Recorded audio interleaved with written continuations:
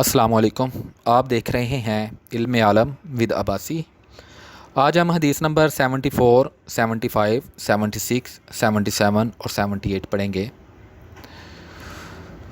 حدیث نمبر 74 ہے، عبید اللہ بن عبداللہ نے خبر دی کہ ایک مرتبہ حضرت عبداللہ بن عباس رضی اللہ تعالی عنہ اور حر بن قیس بن حزن فزاری میں اس بات پر بحث چھڑ گئی کہ حضرت موسیٰ علیہ السلام کے ساتھی کون تھے۔ ابن عباس رضی اللہ تعالیٰ عنہ نے فرمایا وہ خضر علیہ السلام تھے۔ اتنے میں حضرت ابی بن کعب رضی اللہ تعالیٰ عنہ کا وہاں سے گزر ہوا تو حضرت عبداللہ بن عباس رضی اللہ تعالیٰ عنہ نے فرمایا ہم دونوں میں یہ بحث چل پڑی ہے کہ موسیٰ علیہ السلام کس کے پاس گئے تھے اور کس سے ملنے کا انہوں نے راستہ پوچھا تھا۔ کیا آپ نے اس بارے میں نبی صلی اللہ علیہ وآلہ وسلم سے کچھ سنا ہے؟ انہوں نے کہا جی ہاں سنا ہے۔ نبی صلی اللہ علیہ وآلہ وسلم نے فرمایا ایک مرتبہ حضرت موسیٰ علیہ السلام بنی اسرائیل کی ایک جماعت میں تشریف فرما تھے کہ ایک شخص نے آپ علیہ السلام سے پوچھا کہ آپ کسی ایسے شخص کو جانتے ہیں جو آپ سے زیادہ علم رکھتا ہو؟ حضرت موسیٰ علیہ السلام نے جواب دیا نہیں، میں نہیں جانتا کہ مجھ سے بھی زیادہ کسی کے پاس علم ہے۔ اللہ تعالیٰ نے فرمایا ہمارا ایک بندہ خضر ہے جو آپ سے بھی زیادہ علم والا ہے۔ موسیٰ علیہ السلام نے عرض کی میں اس تک کیسے پہنچوں گا؟ اللہ تعالیٰ نے ایک مچھلی کو ان کی ملاقات کی علامت قرار دیتے ہوئے فرمایا جب یہ مچھلی گم ہو جائے تو واپس لوٹ جانا، تب حضرت خضر علیہ السلام سے آپ کی ملاقات ہو جائے گی۔ خیر موسیٰ علیہ السلام اپنے ساتھی یوشع بن نون کو لیے سمندر میں مچھلی کی جگہ تلاش کرتے جا رہے تھے تو یوشع نے کہا میں آپ کو مچھلی کا قصہ سنانا بھول گیا، دراصل شیطان نے مجھے بلا دیا تھا، وہ تو فلاں چٹان کے پاس سمندر میں چلی گئی تھی۔ موسیٰ علیہ السلام نے فرمایا ہمیں اسی جگہ کی تلاش تو تھی، لہٰذا دونوں واپس پلٹے اور اسی مچھلی والی جگہ حضرت خضر علیہ السلام سے ملاقات ہو گئی۔ اس کے بعد تفصیلی قصہ وہی ہے جو اللہ تعالیٰ نے قرآن پاک میں فرمایا۔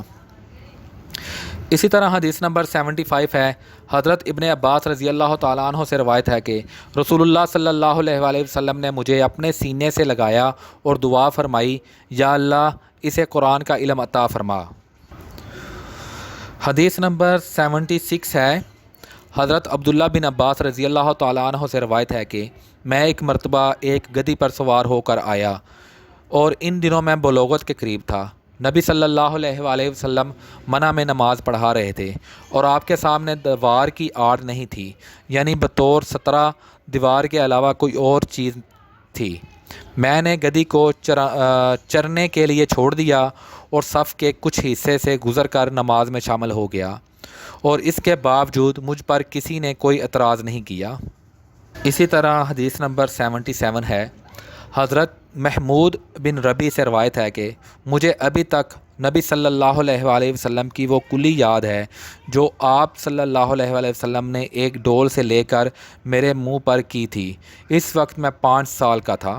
اسی طرح حدیث نمبر 78 ہے، حضرت عبید اللہ بن عبداللہ بن عتبہ بن مسعود رضی اللہ تعالیٰ عنہ سے روایت ہے کہ ایک مرتبہ حضرت عبداللہ بن عباس رضی اللہ تعالیٰ عنہ اور حر بن قیس میں اس بات پر بحث چھڑ گئی کہ حضرت موسیٰ علیہ السلام کس کے پاس گئے تھے۔